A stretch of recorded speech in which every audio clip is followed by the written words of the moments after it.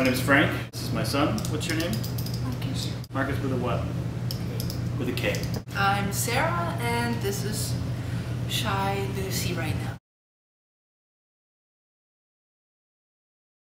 As far as our vacations go, I think they'd be entertaining just because we don't usually plan anything. So last time it was like, okay, let's go to California. And so we drove to California with no plan whatsoever. I don't even think we planned the route.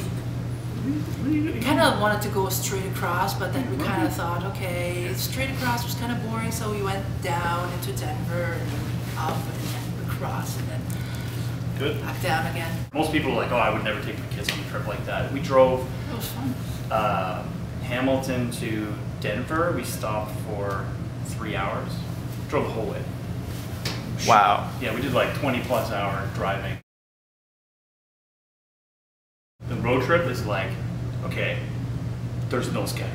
It's because having kids, like young kids, it's always and every day becomes a monotonous schedule. The same thing every time, right? So the road trip is like, nobody tells you, or you don't tell yourself when you eat, when you sleep, where you stay, where you sleep. There's like nothing, and there's no work, and there's no anything rigid whatsoever. So having that openness, especially, honestly, I think it was the idea of not planning anything that made it better, right? It wasn't like, okay, we're gonna go to Florida and we're gonna go get a hotel or whatever. It was just, let's just drive until we get tired, and either we'll sleep in the car, we'll find a motel, or we'll do whatever. So when we went to Florida, the first night we slept in the car at a rest stop, and then the next night it was like, we couldn't find, we were like, all right, finally, we're so exhausted, we're gonna find a hotel. We get to Jacksonville, there was no hotels. Yeah, so it was like, we're stuck. So we're driving down, like, we're driving down this like ocean street. We can't find a hotel, and then it was like we'd been driving for like 2 days straight, totally exhausted. And then he was sleeping in the back, and he was like all restless, and he had a bad dream. We get a side of the road, can't find a hotel for like the last hour. He has a nightmare, so I pick him up, and I'm like, I take him out of the car, and he's all over me. No, are you kidding me? I bought a big knife before we went. Just in case. Really?